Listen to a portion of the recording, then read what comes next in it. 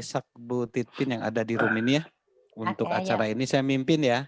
ya, Bapak siap, kami Pak. yang di surga, kami menyerahkan acara Zoom Binar saat ini. Kami berdoa untuk Pak Saur agar sehat, agar prima, dan apabila nanti ada kondisi yang kurang bisa dihandle oleh kami, dan kami berdoa Tuhan agar Tuhan berikan kekuatan khususnya ke Pak Saur, dan juga kondisi di rumah Pak Saur, istri anak juga bisa baik, juga kondisi di rumahnya Bu Titin, di Pak Ishak, Pak Victor, Pak Kasan, jaringan, internet, cuaca semua Tuhan berkati agar, dan ada 12 orang yang sudah mengantri, dan biarlah bisa kami layani dengan baik.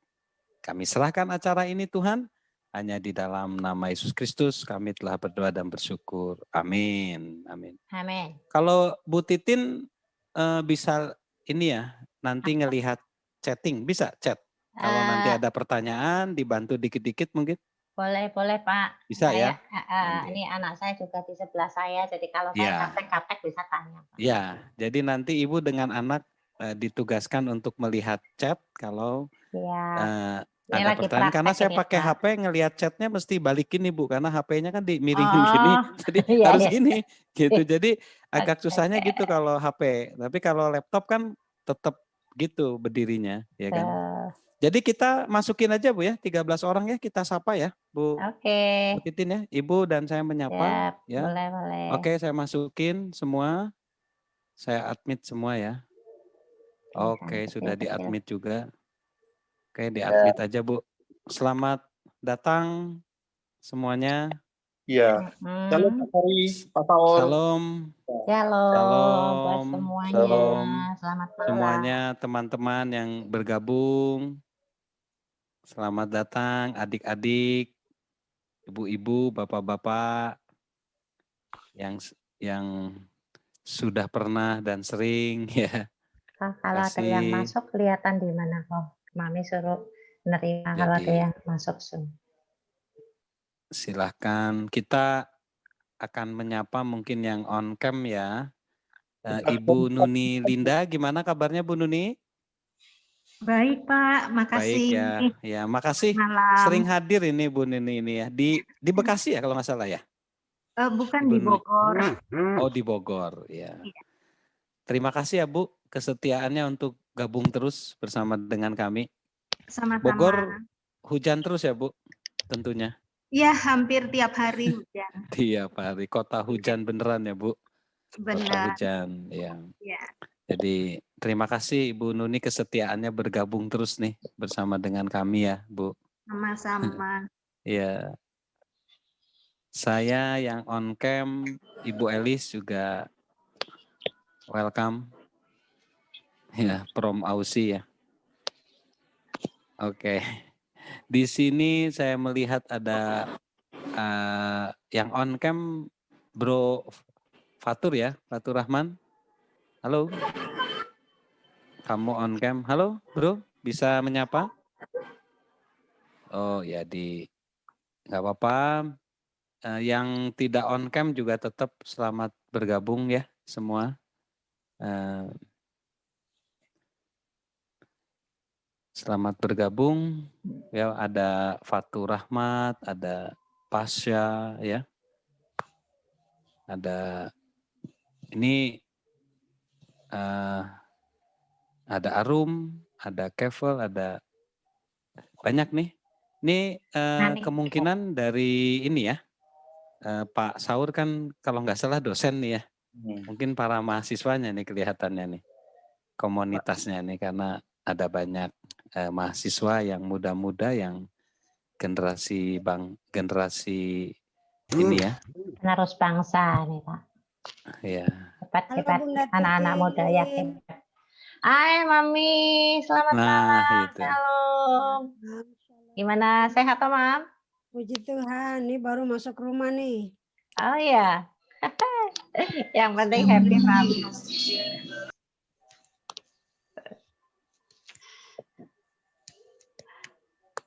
Kalau Bu Elis itu di Perth ya Bu ya?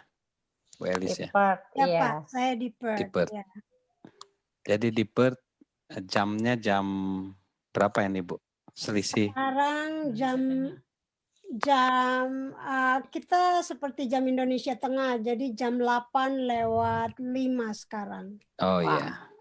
Jadi seperti Wita ya Bu ya, Bali ya. Sama dengan Ya. Bali berarti. Sama Bali, Kupang. Bali, Kupang ya, sama ya. Berarti garis lurus bumi.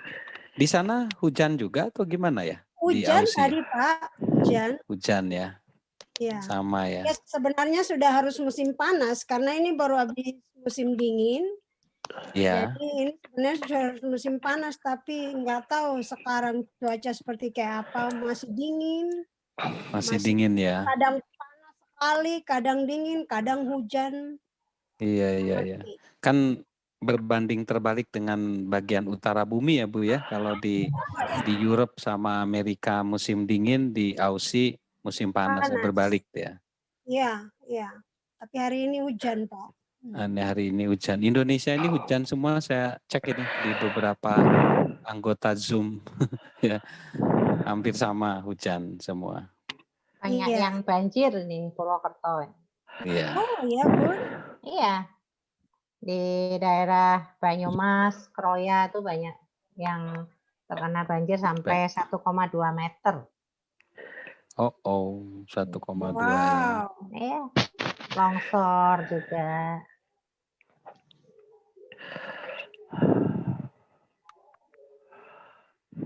Oke.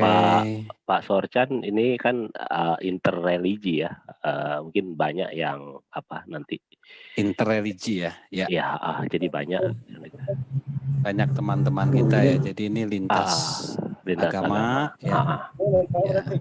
Kita nanti akan menyambut teman-teman semua lintas batas ya, suku, agama dan ras gitu ya, untuk sama-sama belajar di dalam komunitas ya, yang pada intinya jadi sambil kita terus menginvite ya, mengadmit teman-teman yang masuk. Oke, ada yang raise hand tadi, Kavel ya. Kavel. Oke. Kepencet Pak, maaf kepencet. Ya. Kepencet Kavel ada. kepencet aja. Saya pikir ada something dengan dirimu, nggak apa-apa, kepencet ya. Jadi kami teman-teman sekalian, karena ada banyak teman-teman baru nih di sini ya. Jadi kami semua memperkenalkan bahwa kami ini di sini adalah bernama Tim Pemulihan LGBTQ, di mana tujuan kami mendirikan lembaga ini adalah untuk menolong teman-teman yang memiliki kecenderungan perilaku LGBTQ yang ingin ditolong untuk dipulihkan. Jadi posisi kami adalah menolong ya, memulihkan LGBTQ, dan memang kami tidak cenderung, pendekatan kami lebih soft, di mana tidak terlalu harus misalnya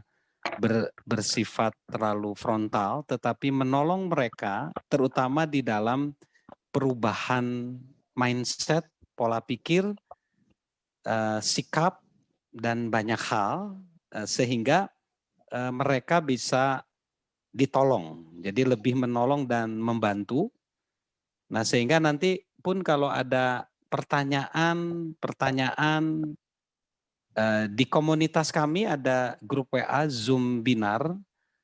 Di sana kami memang banyak mendiskusikan, tetapi tidak selalu harus berhubungan langsung, tetapi juga pesan-pesan kehidupan, mindset untuk memang dalam koridor untuk terus membahas LGBTQ, dan di situ ada konselor yang menolong, ada orang tua, ada tante, om, ada teman yang mungkin punya yang berperilaku LGBT, atau juga para pemerhati, orang yang belajar. Jadi memang terbuka ya untuk uh, uh, umum dan para penggagas saya perkenalkan di sini ada Ibu Titin ya di Halo, shalom, selamat Purwokerto ya Bu ya malam. Ibu ya, bukan Purworejo apa Purwokerto ya Bu? Purwokerto, Purworejo dekat sih Purwokerto. Pak, paling 1 jam. Ya, 1 jam ya, jadi agak ketukar itu dua kota itu mirip ya. Purwokerto, Ibu Titin ini latar belakangnya dia sebagai homeschooling ya, dan dia banyak memberikan konseling dan juga ada satu teknik ya Ibu ya yang Ibu kuasai di hipnoterapis juga ya Bu ya. Ibu di Betul, Pak. hipnoterapis pendekatannya. Lalu ada Bapak Ishak Surya ya. Ini Bapak Ishak Surya ini dia di Surabaya. Dia memang seorang pendeta, gembala sidang, seorang pengajar di Sekolah Tinggi Teologi. Jadi pendekatan dia memang ke arah pendekatan yang dia kuasai ya.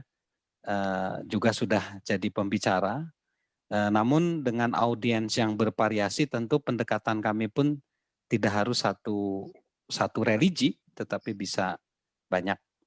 Lalu ada Ibu Elis ini ya, dan ini sebenarnya di kemudian hari bergabung dengan kami ya. Dia juga seorang artis ya Bu ya, bisa dikatakan artis ya Bu ya.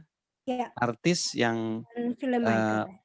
mengerjakan Ibu di bidang acting ya Bu ya, lebih tepatnya atau Filmmaker. oh filmmaker ya, juga, ya. sama Filmmaker, acting, acting, and pastor's wife. Oke, dan pastor wife ya. Jadi Ibu Elis ini orang Indonesia sebenarnya, tapi sekarang tinggal di Perth bersama dengan his husband ya, dan dia share kondisi di Perth juga banyak menolong orang-orang berperilaku LGBTQ ditolong, dan juga orang-orang lain siapapun ditolong oleh dia ya. Memang dia seorang penolong ya. Apapun Nggak ya. mandang agama apa. Nggak mandang. Semua lanjut. Iya, jadi nanti adik-adik semua para mahasiswa yang bergabung di Zoominar itu kan ada nomornya Bu Elis, kalau mau personal message ya Bu ya, silahkan ya. Nanti kita semua ini para apa ya, para penolong, para orang yang kalau bahasa saya nanti di orang-orang yang mau nabung di ini nih di surga. Jadi ngumpulin kebaikan ini ya. Jadi adik-adik silahkan, termasuk saya Sorchan juga sama, saya juga menolong banyak orang dan kecenderungan LGBT, konseling ya, dan intinya kami menaburkan kebaikan, kami menaburkan hal-hal kebaikan dan menolong, dan terutama adik-adik yang masih muda, kami bisa tolong untuk bagaimana merangkai cita-cita kesuksesan ke depan ya. Oke, di situ ada Pak Victor, ini sebenarnya adalah bisa dikatakan penggagas utama ya. Pak Victor ini juga seorang dosen ya Pak ya, dan juga penulis jurnal internasional. Jadi kalau mau nulis jurnal internasional ke Pak Victor ya teman-teman ya. Saya pernah dibantu juga menulis jurnal nasional. Dia keterampilan menulisnya luar biasa. Dan juga seorang keren tuh Pak. Pemikir ya Pak ya. Seorang pemikir atau seorang apa? Memikirkan untuk menabur kebaikan bagi sesama ya Pak ya. Ya kan? Dan tentunya Pak Victor posisi di Malang, saya juga di Malang ya, Ibu Elis di Perth, tadi Pak Ishak di Surabaya, dan tentunya semua nanti akan mengenal dengan Pak Saur sebagai kami menyebutnya mungkin storytelling ya, storyteller ya. Ada yang bilang speaker, pembicara, tapi kami lebih ke arah tell our story, sehingga adik-adik semua dan ibu bapak ibu juga bisa tell your story, dan your story harus menjadi inspirasi ya bagi kita semua. Dan cerita itu enggak harus cerita yang besar-besar, harus ada pangkat, jabatan, wah enggak ya. Cerita kita saja ya, yang kita bagikan, dan setiap orang punya cerita sendiri, dan setiap orang punya peran sendiri di muka bumi ini ya, untuk diri kita sendiri, keluarga, di kampus, di mana, di bangsa, dan bahkan di internasional seperti Ibu Elis. Ya, Ibu Elis udah internasional karena dia sudah di luar. Jadi nggak apa-apa ya, story-nya dibagikan. Nah ini story ini nanti tentang berhubungan dengan law, dengan hukum, LGBT aspeknya ke hukum ya, nanti akan dibagikan. Tapi kita juga sama-sama mendukung dalam doa, memberi spirit, karena tadi Pak Saur dalam kondisi yang kurang enak badan ya. Iya. Nah, jadi kita doakan supaya dia tetap sehat untuk mendeliver informasi ini dan men-sharekan. Jadi saya pikir Dokter Kasan belum dikenalin loh. Pak Sorchan, Dokter Kasan nih. itu tadi nggak on cam dia. Oh, Halo ya. Dokter Kasan, dirimu on cam? Ya, itu hanya ada akunnya aja Pak. Tapi beliau belum mungkin Ya, tadi ada ada kesibukan. Ya. sesuatu. Jadi Dokter Kasan itu di Malang dia Tim kita. sebenarnya juga seorang dokter ya, tapi dia kebanyakan lebih ke arah estetik ya dan juga anti aging sebenarnya, tapi dia juga peduli di bidang hipnoterapis pendekatannya, dan dia juga banyak menolong orang. Jadi sebenarnya kami ini kumpulan penolong orang ya, karena kami rindu bahwa hidup kami bisa menjadi berkat bagi semua orang. Dan saat ini Amin. saya menyambut semua para mahasiswa, para pemudi-pemuda, dan juga Bapak Ibu yang sudah ikut. Kami sudah menjalankan sampai saya nggak kehitung ya, 10 kali mungkin Zoom webinar ya. Ya, sehingga ada beberapa teman yang sudah biasa ya saya sambut. Minta maaf kalau tidak bisa menyebut satu persatu ya, karena saya pakai HP jadi mesti geser kiri kanan gitu ya. Tetapi saya sadar kita satu ruangan digital online di Zoom meeting ya. Bisa di Perth, Purwokerto, di Surabaya, di Jakarta, di tempatnya Pak Saur, Jabodetabek sana. Oke, tidak berlama-lama ya, mungkin untuk Pak Saur sendiri teman-teman sudah kenal, dia seorang dosen, dia juga seorang baik ya, dan yang luar biasa dia seorang penyintas ya, penyintas COVID-19 ya. Jadi mungkin nanti bisa share juga di tengah pandemi, dia bisa berhasil sembuh ya, karena angka di dunia 1,7 juta yang meninggal ya, 1,7 dan bersyukur Pak Saur masih diberi kesempatan oleh Tuhan, dan saya yakin dia jadi tambah banyak berbuat baik dia ya. Amin, termasuk amin. saat ini dia mendeliverkan pengetahuannya. Dan this is your time Pak Saur, please. Yes. Zoom meeting for you. Yang lain biasa ya, yang lain bisa di mute, dan this is waktu for Mr. Saur. Yes, please. Thank you. Yeah. Thank you Pak Sorchan ya. Nanti seperti yang tadi saya katakan, kalau saya tiba-tiba minta waktu 2 menit untuk out, Pak Sorchan tolong di handle ya, karena ini masuk ke kondisi nyeri ya, jadi kurang nyaman. Saya minta maaf karena memang mungkin karena faktor kelelahan juga. Baik, Bapak, Ibu, Saudara sekalian, sesuatu yang sangat menyenangkan pada malam hari ini kita ketemu lagi, dan kali ini lain dari yang lain ya, karena ini bicara soal hukum ya, aspek hukum LGBTQ, di mana sebelumnya seperti yang dikatakan oleh Bapak Dr. Sorchan tadi sudah 10 kali pertemuan, dan itu dari berbagai aspek. Namun ada hal yang sangat penting yang harus kita ketahui, tetapi ini sesuai dengan hukum positif kita atau hukum yang berlaku di Indonesia pada saat ini.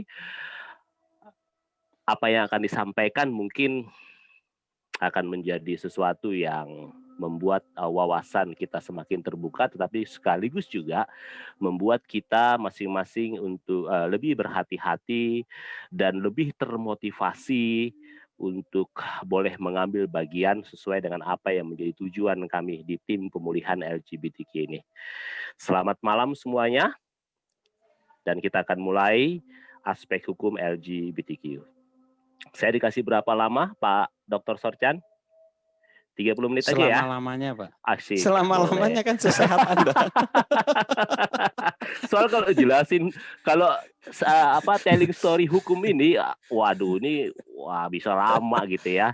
Tapi saya berharap bebas lah, bisa. Come on, ya, Oke. Share screen saya bisa berjalan ya? Di tempat saya sih berjalan, Pak ya. Bagus, baik. Oke, saya akan Bagus mulai. di tempat saya. Nah, sebelum kita lebih jauh berbicara aspek hukum tentang LGBTQ, izinkan saya untuk menjelaskan tentang secara singkat tentang hukum itu sendiri. Kenapa? Karena memang peserta malam hari ini bukan dari komunitas hukum semuanya. Mungkin ada 1-2 mahasiswa hukum ya yang ikut, tetapi bukan semuanya. Oleh karena itu izinkan saya memberikan supaya gambarannya jelas. Ya. Nah, hukum itu sendiri berbagai definisi diberikan oleh banyak ahli hukum. Ada ungkapan Belanda yang mengatakan die juristen drie meningen, katanya kan. Dari 2 ahli hukum itu bisa ada 3 pendapat tentang hukum ya. Tetapi kalau kita rangkum secara keseluruhan, maka hukum itu bisa didefinisikan sebagai seperangkat peraturan yang berisi perintah dan larangan yang apabila dilanggar akan dikenai sanksi. Jadi ada perintah dan ada larangan, dan di dalamnya ada sanksi. Kalau kita bicara hukum, maka tidak sesingkat ataupun tidak seremeh yang mungkin kita pikirkan. Dari bentuknya, kalau kita bicara tentang bentuk hukum, itu ada hukum yang tertulis dan hukum yang tidak tertulis. Sedangkan menurut tempatnya itu tempat berlakunya ada hukum yang berlaku secara nasional atau hukum nasional, secara internasional hukum internasional, ada diistilahkan hukum asing, ada hukum yang berlaku di lingkungan gereja dengan tata laksana ataupun disiplin gereja, ada hukum contoh hukum agama yaitu hukum Islam.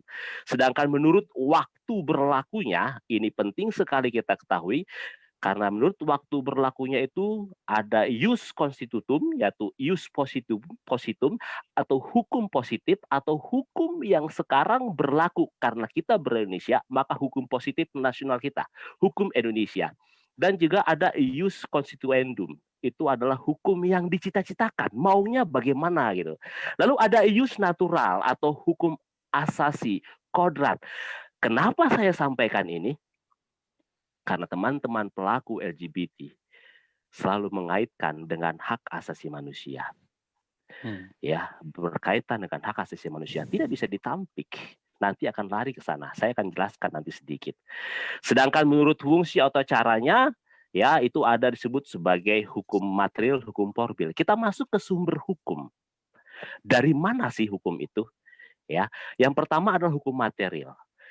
Maksudnya adalah faktor penentu kaidah hukum atau tempat asal dari isi hukum, dan itu terdiri dari faktor filosofis, faktor sosiologis, dan faktor historis. Kalau Ibu Elizabeth di Australia itu hukumnya berpatokan pada Anglo-Saxon, ya, hukum yang memang berasal ataupun dipengaruhi hukum yang berada di Inggris sana. Sedangkan di Indonesia ini hukum yang berlaku adalah hukum kontinental ya, karena kita bekas jajahan Belanda, maka banyak diadop dari Belanda. Bahkan sampai sekarang pun masih ada yang produk Belanda masih kita gunakan. Contohnya adalah kitab undang-undang hukum pidana kita. Itu sampai sekarang KUHP. Ya, sampai sekarang KUHP kita belum bisa putuskan untuk menjadi satu undang-undang, karena sekarang sudah ada rancangan undang-undang, tetapi menjadi hal yang perdebatan bagi orang-orang di DPR sana yang harusnya bisa menyelesaikannya, tetapi sampai sekarang belum juga bisa diselesaikan. Ya, memang repot sekali ya. Nah, apa sih maksudnya faktor sosiologis? Nah, ini saya harus sampaikan. Jadi hukum material atau penentu kaidah hukum itu tempat asal dari isi hukumnya itu yang pertama ada faktor sosiologis, kebiasaan atau adat istiadat, keyakinan agama, kepercayaan kesusilaan, dan ada kesadaran hukum, perasaan hukum atau keyakinan hukum dalam masyarakat. Kenapa ini saya sampaikan? Karena hukum positif kita yang berkaitan dengan LGBTQ sangat-sangat minim sekali. Tetapi ada hal yang berkaitan dengan faktor sosiologis, yaitu keyakinan agama, kebiasaan atau adat istiadat, dan kesadaran hukum di tengah-tengah masyarakat kita. Yang inilah yang kita gunakan secara maksimal untuk membendung kawan-kawan kita yang menjadi pelaku dari LGBTQ ketika mereka menuntut persamaan hak dalam konteks perilaku seksual yang diizinkan juga diterima oleh masyarakat. Ya. Nah, kemudian ada hukum formil, tempat di mana dapat ditemukan aturan hukum itu sendiri. Ya, ada undang-undang, ada jurisprudensi. Ya, jurisprudensi itu adalah keputusan hakim yang terdahulu dan diikuti oleh hakim lain dan dijadikan sebagai dasar keputusan hakim lain mengenai kasus yang sama. Jadi, jika tidak ada undang-undangnya, nanti di bagian bawah saya jelaskan lagi. Jika tidak ada undang-undang yang mengatur tentang LGBTQ melakukan tindakan hukum tertentu, perbuatan hukum tertentu, hakimlah yang bertanggung jawab untuk mengeluarkan ataupun judge made law. Ya, hukum dibuat oleh hakim. Nah, lalu kemudian juga ada traktat. Kenapa saya sampaikan traktat? Bapak Ibu saudara sekalian, bicara hak asasi manusia berarti bicara sesuatu yang diterima secara universal, diterima di seluruh dunia, dan ini mempengaruhi terhadap isi hak asasi manusia lokal, isi hak asasi manusia nasional kita, di mana kita sudah punya Undang-Undang Nomor 39 tahun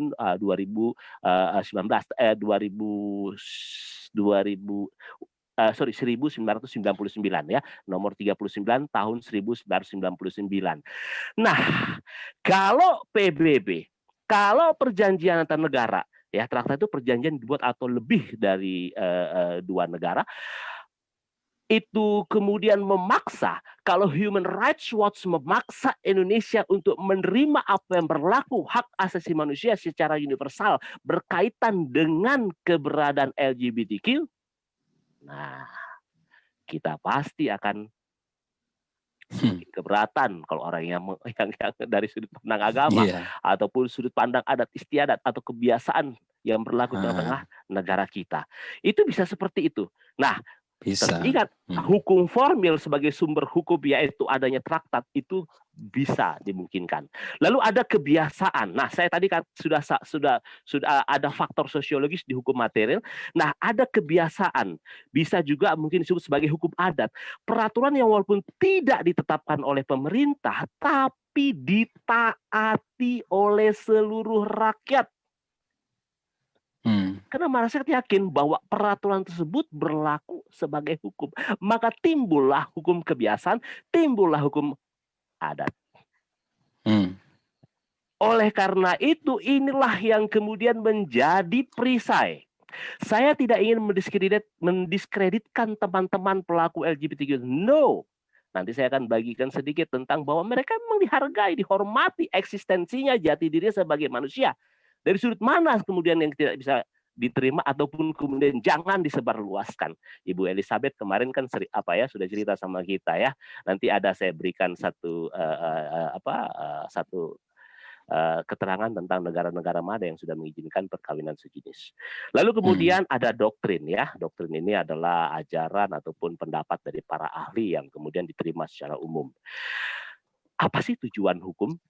Tujuan hukum adalah mencapai ketertiban dan keteraturan dalam masyarakat atau negara. Ada ketertiban, ada keteraturan. Kalau bicara ketertiban, bukan hanya aparat negara, bukan hanya warga negara saja, tetapi juga aparatur negara, tetapi juga pihak kepolisian sebagai penjaga keamanan. Kenapa? Karena ada banyak pasal-pasal hukum yang dipaksakan kepada LGBTQ. Mungkin kita akan bersama pandangan pendapat kita dengan polisi, tetapi hukum tidak bisa dikenakan dengan sembarangan kepada seseorang karena itu akan melanggar hak-hak asasi manusia. Ya, Bapak Ibu sekalian.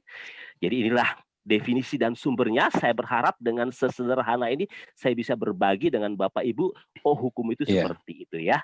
Nah, paling tidak sudah mengerti. Nah, sekarang saya masuk kepada Ronwet, kepada pondasi berpikir. Mohon maaf kalau di sini ada pelaku LGBTQ. Saya harus sampaikan ini.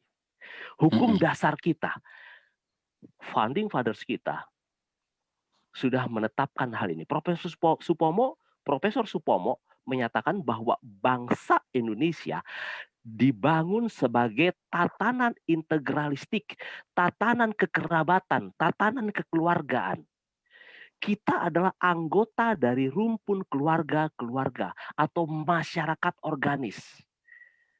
Model kemanusiaan Indonesia adalah pemuliaan generasi yang melalui garis keturunan yang membentuk rumpun-rumpun kemasyarakatan. Jadi jati diri kita yang pertama kata para founding fathers kita adalah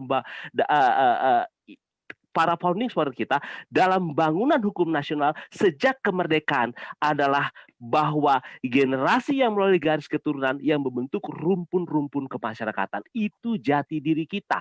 Artinya negara, artinya founding fathers kita, artinya groundwork, artinya undang-undang dasar kita memang betul-betul memperhatikan rumpun-rumpun kemasyarakatan. Dan itu hanya bisa melalui garis keturunan.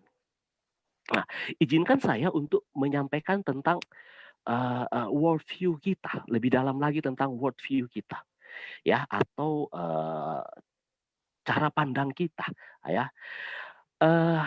Worldview bangsa kita yang terdapat dalam alia keempat, di mana di situ terdapat tujuan nasional kita, yaitu adalah kesatuan masyarakat organis yang meraih pencerdasan, bukan sekedar meraih pemenangan pribadi-pribadi. Kita memiliki worldview sebagai bangsa di mana antara anak dan orang tua, ada guru dan murid, ada istri dan suami, ada kakek dan nenek, sepupu, paman, bibi. Ini kan keluarga. Ini adalah rumpun-rumpun keluarga yang terbentuk, yang membentuk bangsa ini. Lalu ada tetangga dan lain sebagainya. Jadi bangsa ini adalah bagian dari keutuhan diri kita sendiri. Kita ini memiliki worldview sebagai kesatuan masyarakat organis yang meraih pencerdasan, bukan sekedar meraih pemenangan pribadi-pribadi. Kenapa saya katakan demikian, Bapak Saudara sekalian? Tentunya ini akan bertabrakan dengan worldview bangsa Amerika atau negara Amerika Serikat. Bahkan dengan worldview yang terdapat di dalam preambul atau pembukaan dari Perserikatan Bangsa-Bangsa, United Nations. Dengan pertimbangan ini ya Bapak Ibu Saudara sekalian, jadi perilaku seksual, I have to say sorry, perilaku seksual LGBTQ dan lainnya seperti umpamanya pemerkosaan, perselingkuhan, perzinahan, dan seks bebas, sorry to say, tidak mendapat tempat dalam hukum Indonesia.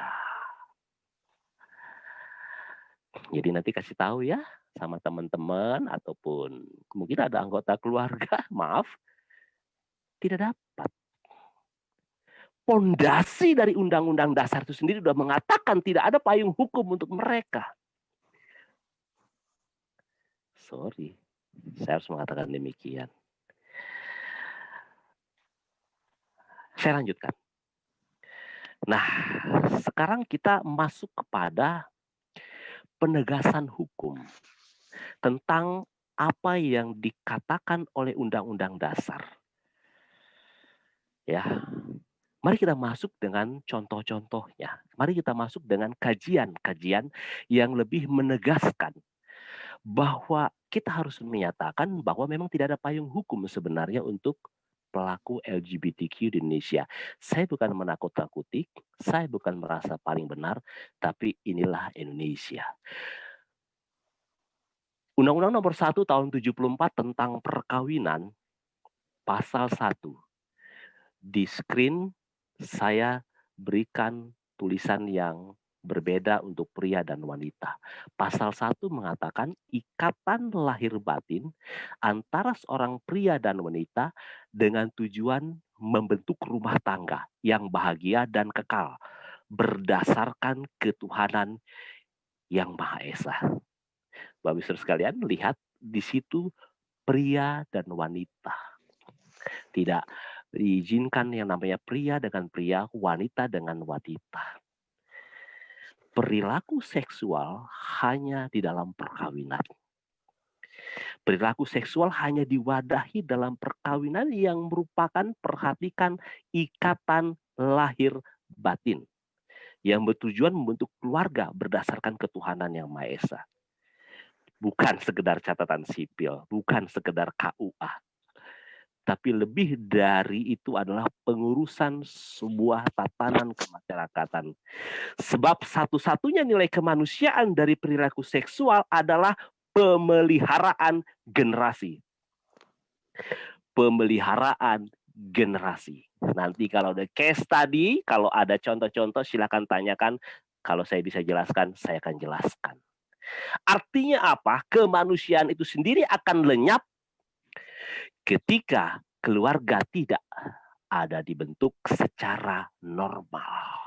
Ketika tidak ada kelahiran yang dihasilkan dalam keluarga untuk meneruskan keturunan, meneruskan peradaban, meneruskan sejarah. Bagaimana mungkin laki-laki dengan laki-laki akan menghasilkan anak dalam konteks biologis? Tidak mungkin.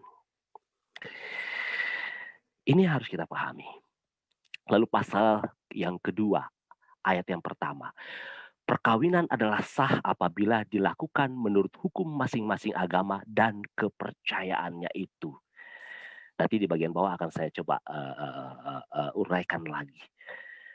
Secara umum dan secara ringkas saya katakan bahwa agama-agama di Indonesia tidak menerima, kalau dalam Kristen, pemberkatan pernikahan sesama jenis. Tidak mengakomodir. Lalu kalau tetap terjadi pernikahan bagaimana? Nanti saya akan kasih contoh juga pernikahan yang kebetulan kebobolan di Indonesia.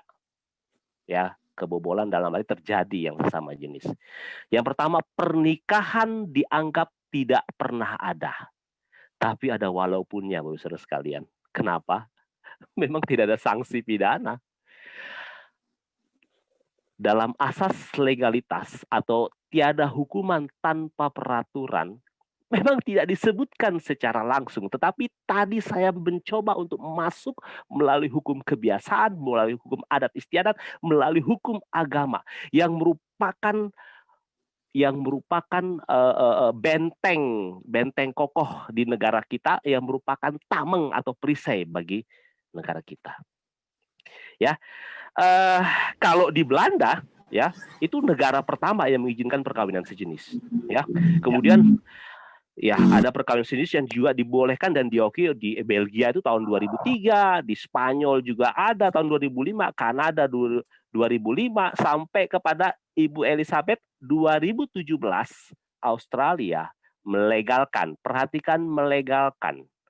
Kalau sekedar mengizinkan, kalau sekedar persamaan hak, itu mungkin masih bisa debatable. Tetapi ketika melegalkan, artinya ada undang-undang yang menegaskan yang tidak boleh dilanggar oleh siapapun untuk dilakukannya perkawinan sejenis. Indonesia belum punya. Tidak ada undang-undang yang melegalkan dan memang tidak bisa dilakukan di Indonesia. Saya lanjut. Saya sekarang masuk lebih spesifik lagi kepada status pernikahan LGBT. Ini saya dapat bahannya dari Tirto ID ya. Tapi ini penting sekali, perhatikan Bapak Ibu Saudara sekalian warna-warnanya. Warna-warnanya. Yang memperlakukan hukum mati kepada pernikahan LGBT itu ya, itu kalau perhatikan di Timur Tengah sana ya, itu Arab Saudi ada ya, ada juga Iran ya, di Afrika Barat itu juga, lalu di Afrika Timur yang merah itu penjara yang warna kuning. Tapi mari kita lihat yang warna hijau, warna biru, lalu kemudian warna abu-abu yang agak lebih terang, dan warna abu-abu yang agak lebih gelap. Perhatikan, dunia sudah dominan mengizinkan pernikahan LGBT. Di Australia itu ya warna hijau ya, Singapura tidak mengizinkan, Malaysia juga tidak, Brunei memberlakukan hukuman mati. Jadi kita sudah sebetulnya siap-siap dikepung oleh berbagai negara yang mengizinkan LGBT ini. Ini akan menjadi satu penekan untuk Indonesia, baik dalam konteks hubungan antar negara dan dalam konteks sebagai anggota United Nations atau PBB. Waktunya akan datang. Dan di Indonesia sendiri sudah terjadi. Tapi saya harus mengatakan kebobolan. Saya lanjutkan. Ini dia. Saya ambil contoh. Saya coba cari perkawinan sejenis. Ya. Yang pertama yang terjadi di ya maaf ya di Jawa sana ya, antara RAK dan DUM. Ya. Ini sebetulnya keduanya adalah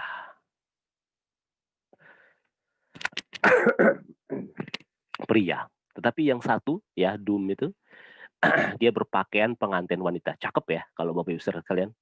Cantik itu lihat tuh. Ya. Cuman ketika mereka hendak dituntut tentang apa yang dilakukan, mereka mengatakan cuma selamatan aja. Itu 2015 loh Bapak Ibu. 5 tahun yang lalu. Nah, Bali di tahun 2015 itu ada 2 peristiwa yang menghebohkan. Karena terjadi pernikahan sejenis. Memang satu orang lokal, satu orang bule asing. Ya, nah di sini yang digambar ini pernikahan sejenis di Bali itu Tiko Mulya, orang Indonesia, memang dia belajar di Amerika, dan Joe Tully ya, itu pernikahan yang dilakukan tuh dihadiri pemuka agama loh. Nanti memang seluruh agama-agama yang ada di Indonesia memang menolak pernikahan sejenis. Memang menolak pernikahan sejenis. Tetapi dalam hal penolakan tersebut ada yang tidak menolak dengan keras. Tidak mengizinkan, tetapi tidak menolak dengan keras. Tetapi bisa disimpulkan sebenarnya adalah tidak menerima. Ngakunya perayaan saja ya. Sudah nikah di USA. Lalu DS dan FT ya. FT jadi pria tuh yang pakai jas itu ya. Ini 26 Februari 2020 baru 10 bulan yang lalu kurang lebih. Perhatikan di Desa Bukit Makmur, Bengkulu Utara, di mana di sana mayoritas adalah saudara-saudara kita yang Muslim. Nah, cuman di sini emang ada penipuan dilakukan oleh FT kepada DS karena dia sebelumnya mengaku sebagai pria. Lalu ada NS ya, W itu wanita. Menikah dengan CN yang katanya pria tapi ternyata wanita, itu di Sulawesi Selatan ya, Goa ya. Satu masyarakat yang sangat kuat adat istiadat dan agamanya. Terjadi 9 tahun yang lalu. Udah pacaran 4 tahun tapi nggak tahu kalau pacarnya itu adalah laki-laki. Lalu menikah 6 tahun, kemudian dilaporkan, lalu kemudian pernikahannya bubar. Ini hukum perkawinan. Sekarang kita masuk ke hukum pidana.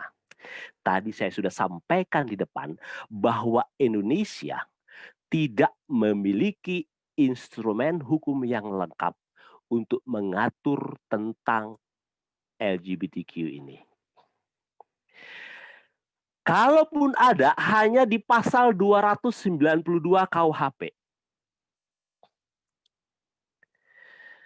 Persoalannya adalah pasal 292 KUHP, nanti akan saya jabarkan lagi di slide yang berikutnya.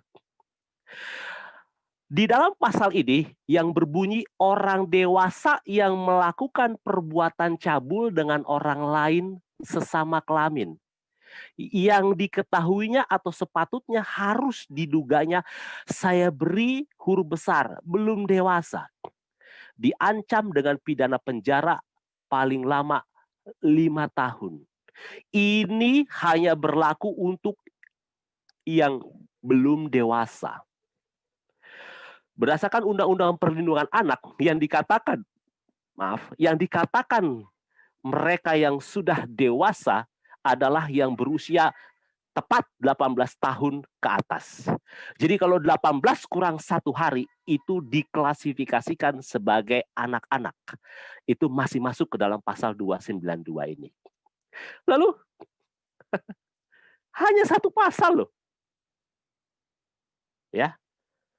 Jadi perilaku kekerasan seksual pada anak yang belum berusia genap 18 tahun. Bagaimana kalau dewasa dengan dewasa? Ini isu yang sangat penting saya sampaikan saat ini, karena ini berkaitan dengan legalitas. Dewasa dengan dewasa, sesama kelamin, suka sama suka.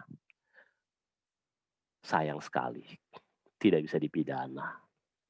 Karena ada asas hukum yang mengatakan nullum delictum nulla puna sine previa lege fonale. Tidak ada penghukuman kalau tidak ada hukum yang mengaturnya.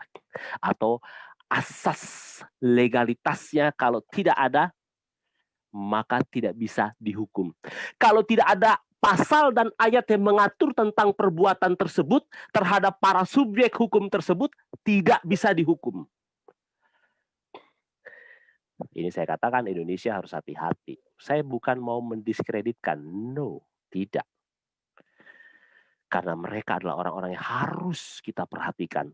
Mereka adalah orang-orang yang harus kita terima dalam konteks jati dirinya sebagai manusia. Agama apapun kita sebaiknya merangkul mereka. Merangkul dalam konteks bukan mengizinkan perilaku seksual yang saya harus katakan menyimpang tersebut. Tetapi bagaimana menghargai, menerima mereka sebagai manusia seutuhnya, sebagai bagian dari penghormatan terhadap hak-hak asasi manusia. Saya lanjutkan. Namun, kalau ada berbagai kasus, tadi Dr. Sorchan mengatakan tentang perbuatan onani. Ya, nanti boleh Pak, mau ditanyakan, nanti saya akan coba jelaskan ya.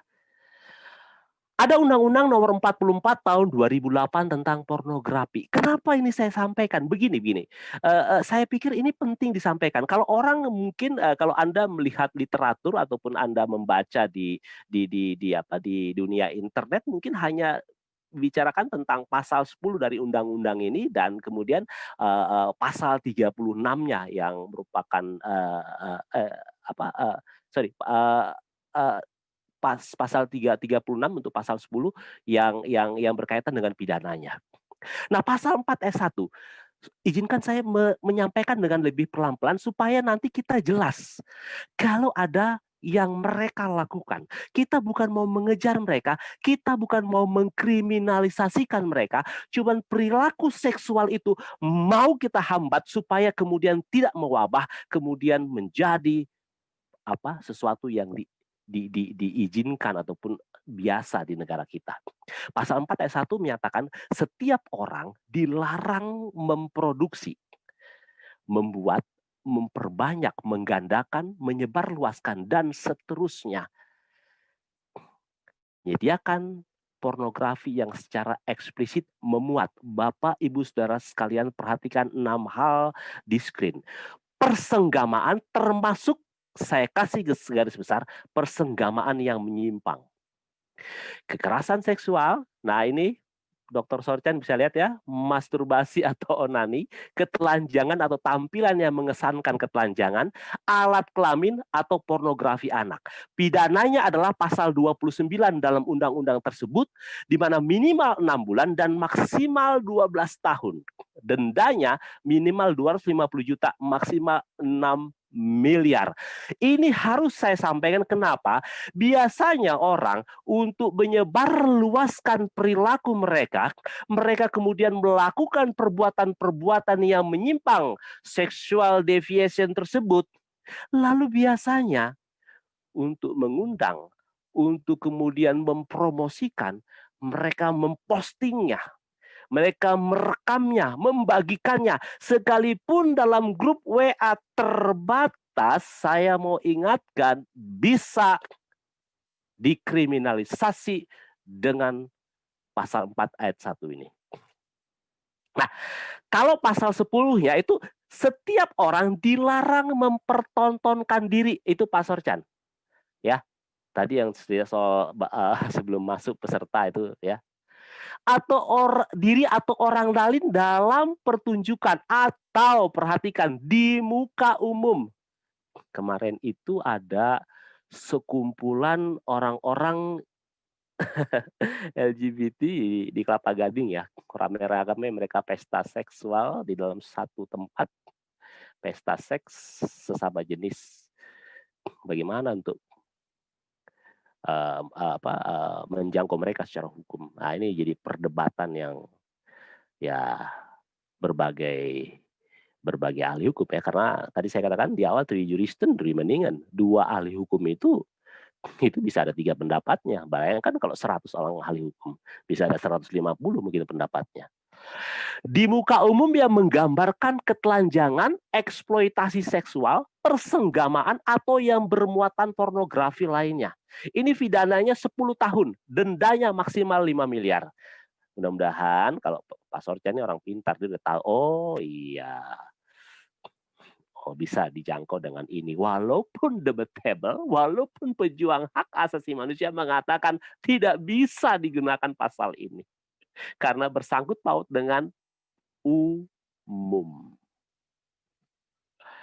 Nah, lalu ada Undang-Undang Nomor 11 Tahun 2008 tentang Informasi Transaksi Elektronik dan Undang-Undang Nomor 19 2016 yang merupakan perubahan dari Undang-Undang Informasi Transaksi Elektronik ini.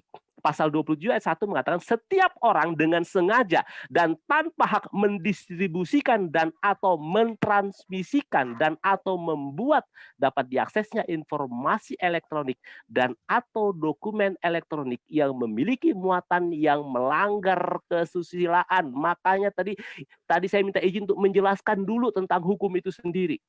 Secara sosiologis, secara hukum kebiasaan, hukum adat istiadat di mana di Indonesia itu masih betul-betul diperhatikan. Nah, sanksinya terdapat dalam pasal 45 ya, dengan penjara maksimal 6 tahun dan denda maksimal denda sebanyak 1 miliar. Tetapi Bapak Ibu Saudara sekalian, kembali tadi yang sudah saya sampaikan di screen yang sebelumnya. Kalau mereka dewasa sama dewasa, suka sama suka, sejenis, mereka melakukannya di tempat kos, mereka melakukannya di rumah mereka masing-masing, atau mereka melakukannya di hotel, nggak bisa dipidana Bapak Ibu. Tunggu aja mereka silap. Tunggu mereka kemudian melakukan hal-hal di mana apa yang mereka lakukan di ruang privat itu kemudian disebarkan di ruang umum. Oke. Saya lanjutkan. Nah, sekarang ini kekosongan hukum.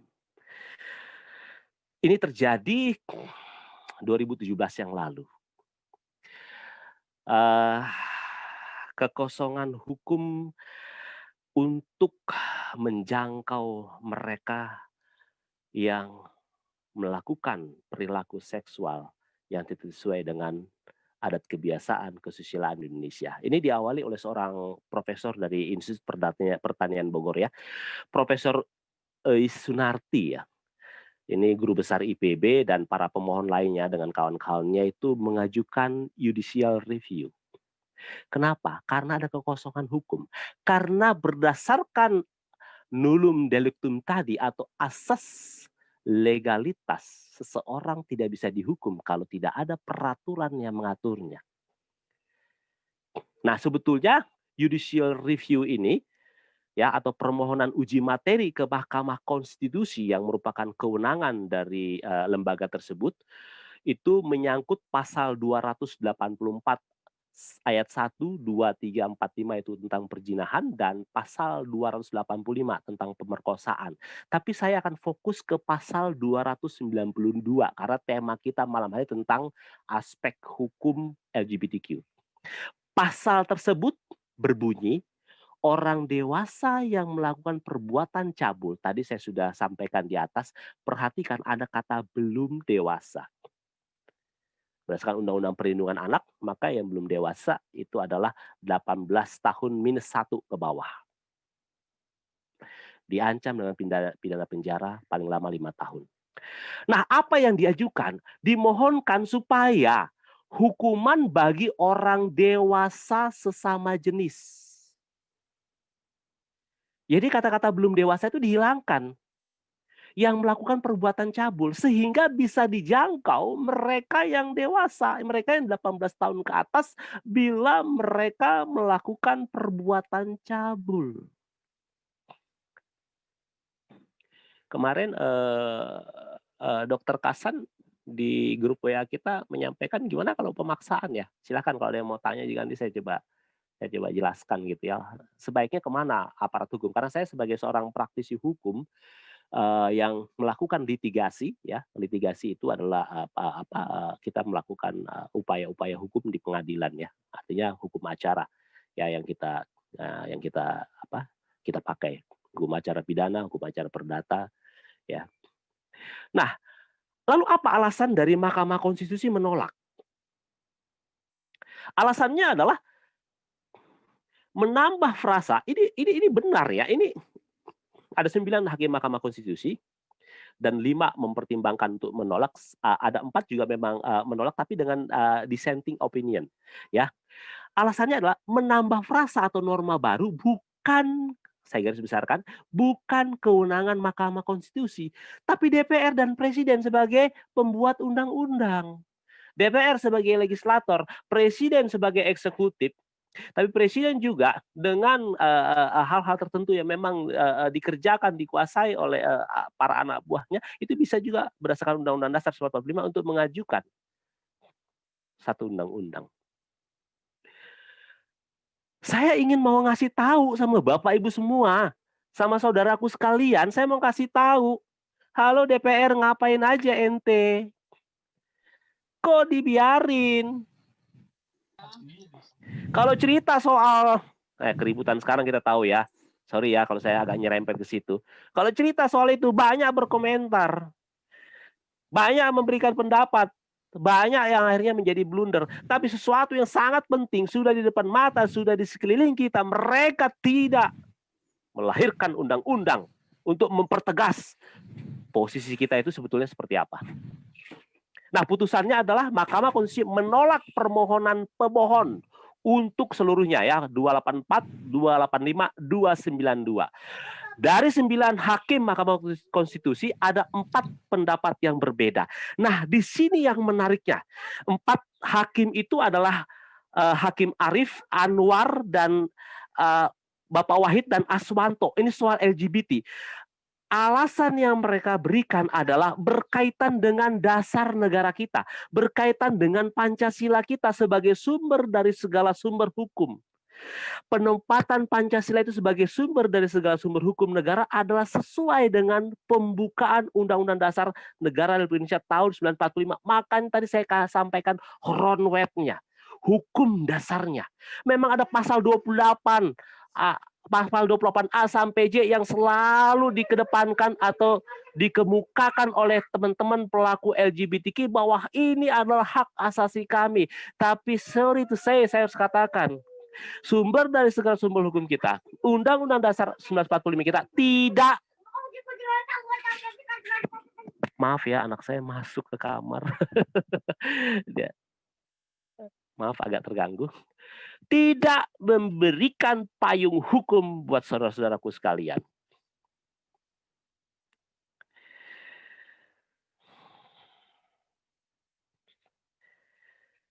Dikatakan berikutnya adalah bahwa dalam Pancasila nilai ketuhanan dibaca dan dimaknai secara hierarkis. Ada ketuhanan yang Maha Esa. Begini, yang udah belajar Pancasila dan kewarganegaraan mungkin tahu, ya. Pancasila itu secara hierarkis, piramidal, hierarkis. Sila ketuhanan menjiwai sila kemanusiaan, menjiwai sila persatuan, kerakyatan, dan sila keadilan sosial. Perhatikan, menjiwai. Sila kemanusiaan yang adil dan beradab dijiwai oleh sila ketuhanan yang Maha Esa dan menjiwai sila ketiga, keempat, dan kelima. Sila ketiga dijiwai oleh sila pertama, sila kedua, dan menjiwai. Perhatikan Bapak Ibu Saudara, kalau memang bicara tentang hak asasi manusia, maka di dalamnya ada kemanusiaan yang adil dan beradab. Teman-teman kita itu mengatakan kalian tidak beradab, kalian tidak memiliki hak asasi manusia, kalian seenaknya, kalian mendiskreditkan kami, kalian mendiskriminasi kami. Sorry to say, ada sila pertama. Ada ketuhanan yang Maha Esa. Di mana agama-agama yang diakui di Indonesia, yaitu ada 6 agama itu, secara umum, bahkan secara tegas, ya, dalam agama Islam, dalam agama Kristen, baik Katolik, Protestan, ya saya kemarin sudah bagikan di grup WA mengenai ayat-ayatnya ya. Bapak Pak Ishak juga sudah menjabarkan itu dengan luar biasa ya. Saya senang sekali karena tegas beliau ya, walaupun lembut penyampaiannya. Jelas dikatakan bahwa ada ketuhanan yang Maha Esa. Jadi kalian nggak bisa gitu loh. Halo, nggak bisa. Ya, jadi Pancasila kita sendiri maupun Undang-Undang kita sendiri memang tidak memberikan. Pak Sekarang saya Saur masuk. Yes. yang ganteng dan manis. Ya. Ganteng ya manis. Berapa menit lagi? Berapa slide lagi nih Bapak? 2 slide lagi. Ya oke. Dilanjutkan tapi iya. saya reminder aja. Yes, Bapak yang ganteng dan sama sekali tidak kelihatan sakit. Iya, kalau saya ngomong begitu Pak. Semangat luar biasa. Iya, saya gitu Pak. Kalau jadi iya.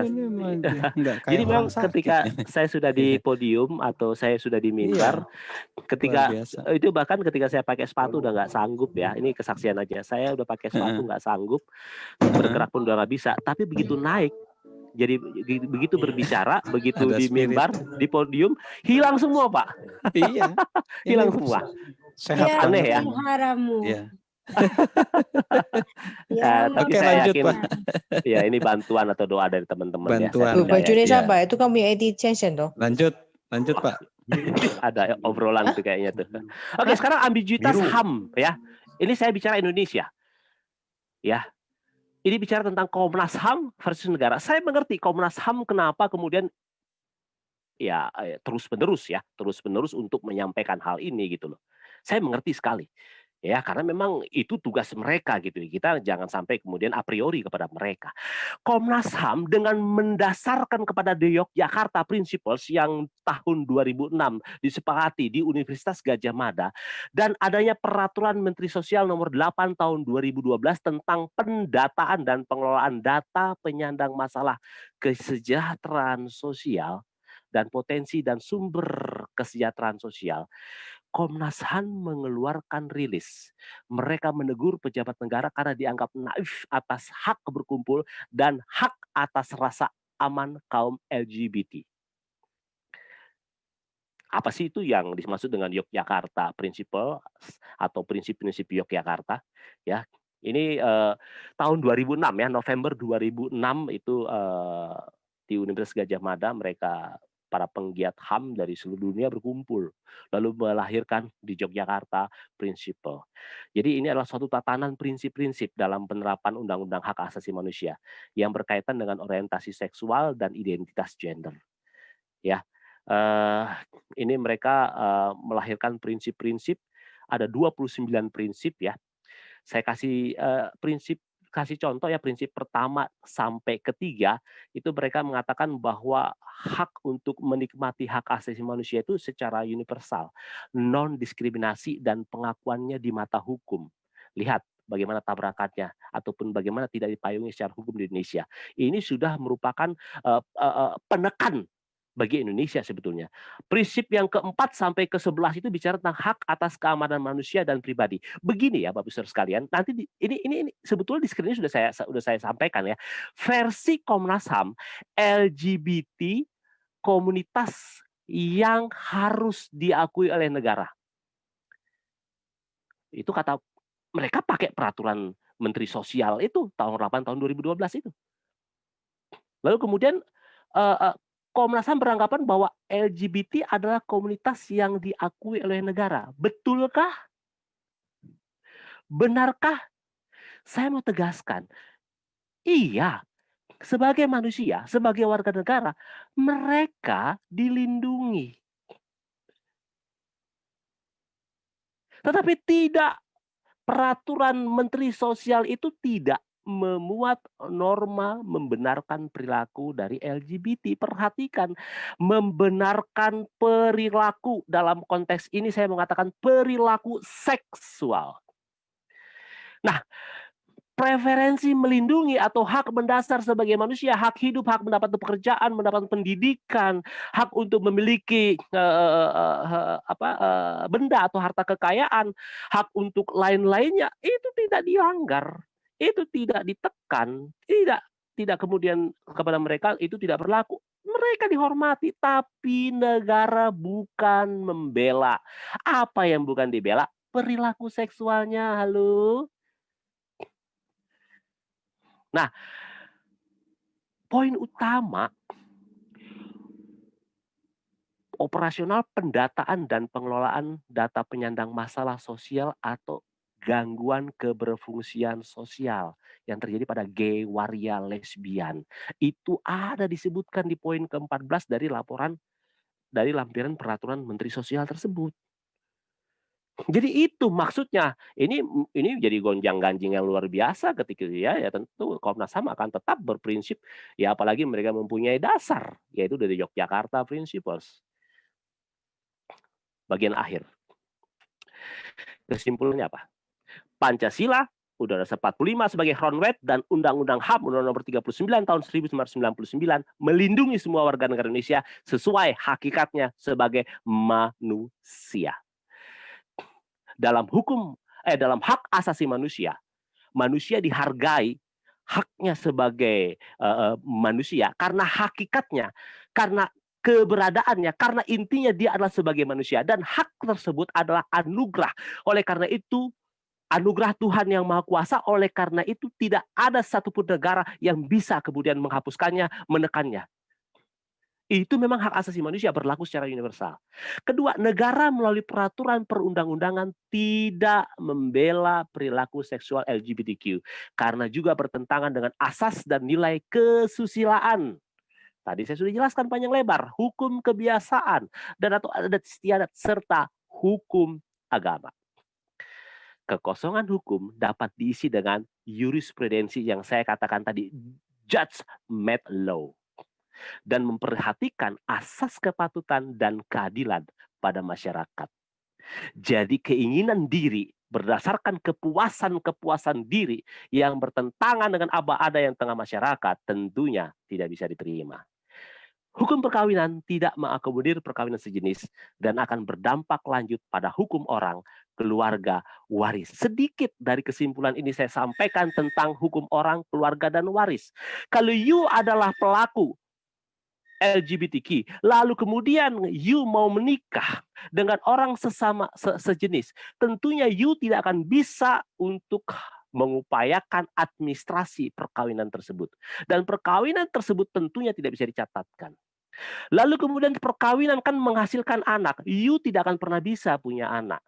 Lalu bagaimana dengan mengadopsi atau mengangkat anak, you tidak akan pernah bisa karena you nggak punya kartu keluarga. Nggak bisa. Ya biasanya sih mereka jalan keluarnya mereka bikin kartu keluarga atas nama pribadi gitu ya. Lalu kemudian tidak ada hukum waris di dalamnya, apa yang diwariskan? Itu saja yang bisa saya sampaikan saat ini. Mohon maaf bila ada yang tersinggung, tapi tersinggunglah karena memang kami tim pemulihan LGBTQ sangat mengasihi teman-teman para pelaku. Namun kami harus mengatakan bahwa itu bisa disembuhkan. Dan faktanya memang bisa disembuhkan. Kalau bisa disembuhkan, oh tentunya Anda berubahlah. Saya selalu berpegang kepada Norman Geisler ya dalam bukunya Etika Kristen. Begini, kalau memang Anda selaku pelaku LGBTQ menikmati apa yang Anda lakukan, maka itu adalah dosa. Itu saja. Terima kasih. Dr. Sofyan, silakan. Terima kasih ya kepada Bapak Saur ya, Panjaitan dan tepuk tangan ya. Nah, ada Kalau tepuk tangannya kalau di Zoom ada ini. Oke. Sekarang kita langsung buka saja sesi pertanyaan ya. Memang kalau di chatting itu ada beberapa pernyataan aja tadi saya sempat lihat. Dan nanti ada yang bantu ya untuk chatting ya. Jadi tadi akun itu atas nama John beberapa kali dia ngomong dari itu ya, dari permen cash kalau nggak salah, permen apa? Permen sosial, permen sos itu aspeknya dari permen. Jadi gimana menurut Pak Saur Pak mengenai pendapat John ini Pak? Yang mana itu ya Pak? Permensos. Yang terakhir itu Permensos nomor 8 Di tahun atasnya ada ya? 2012. Di atasnya ada pertanyaan. Saya Ya lihat. sama sih intinya Permensos nomor sekian itu menyatakan gangguan keberfungsian sosial. Iya, itu ya tadi saya jelaskan. Itu tadi yang saya jelaskan. Memang Permensos itu isinya adalah demikian. Jadi yang ditanyakan apa ya? Paling pernyataan ya Pak. Mungkin Bapak perlu menyatakan aja statement. Ada John ya di sini? Ada John? Apa yang dituliskan oleh... Coba John, kamu ngomong aja John. Maksudnya apa? Coba akun atas nama John kalau bisa ya silakan John. Ya silakan. Terima kasih Pak. Terima kasih. Yes. Jadi pernyataan LGBT yang maaf fotonya ini saya lagi di jalan ini, maaf. Gak apa-apa. Ya, Pak. Jadi pernyataan itu LGBT memang secara aspek hukum yang seperti dikatakan Bapak tadi, memang tidak ada tempat di Indonesia. Betul. Tidak ada, karena bertentangan dengan norma budaya, agama, apapun namanya. Yes. Yang tadi kita sudah dengar bersama di Undang-Undang Nomor 1 Pasal 1 Undang-Undang Perkawinan tahun 74 tidak ada tempat juga. Jadi memang sangat tidak ada tempat. Terus bagaimana solusinya? Kalau aspek hukum itu tidak ada. Peristiwa-peristiwa di Alkitabiah itu juga kan di Sodom itu kan satu pendapat juga menyatakan bahwa di situ terjadi ketidakadilan sosial. Saya curiga permen sosial ini, saya tidak tahu, mungkin mengikut ke sana juga karena di sini merupakan gangguan keberfungsian sosial di Permen nomor 8 tahun 2012. Jadi pada dasarnya, maaf, tidak ada tempat ini, tidak ada tempat LGBT di Indonesia. Tapi secara HAM, hubungan antara manusia, secara hak asasi manusia, kita tidak bisa membiarkan mereka. Seperti tadi diberitakan tadi sama, maaf, yang saya lupa nama Pak yang bicara, maaf. Saya boleh tahu Pak Saur. Pak Saur, Panjaitan. Amat berkenal Pak Panjaitan. Horas, Pak Jon. Panjaitan. Pak Jon. Secara itu memang tidak ada tempat, tapi bagaimana kita membuka hubungan kita secara manusia, antar manusia, secara hak asasi manusia, mereka bisa disembuhkan. Mereka secara Alkitabiah, mereka itu sebenarnya tidak berdosa. Satu sisi tidak berdosa. Tapi yang terganggu adalah adanya bagaimana mereka yang terganggu adalah orientasi seksual mereka. Orientasi sosial mereka yang terganggu. Pro LGBT dan kontra LGBT ada semua di Alkitabiah. Silakan yang baca, pasti semua yang berdasarkan teologi, yang punya ilmu latar belakang teologi, mereka lebih mengerti dari saya. Kira-kira Pak Panjaitan, Boleh ate Pak Jon. Warga apa nih Pak Jon? Orang saya dari ujung. Thank you. Oke, Pak Jon. Terima kasih. Sebetulnya. Jadi cuman memang menarik sih mungkin nanti Pak ini, tapi memang bukan bidangnya, Pak. Memang kan semua bidang berkaitan ya Pak ya, hukum. Nah, tadi secara sosial dan juga HAM itu memang menjadi satu aspek ya Pak ya yang perlu dilihat, walaupun itu bukan hubungannya dengan Bapak. Kira-kira mungkin Bapak respon dikit aja Pak, kalau lihat dari aspek sosialnya dan HAM-nya gimana hubungan dengan hukum tadi Pak? Mungkin. Sebetulnya Pak Jon tadi menegaskan ya Pak Jon. Jadi terima kasih Pak Jon, Bapak sudah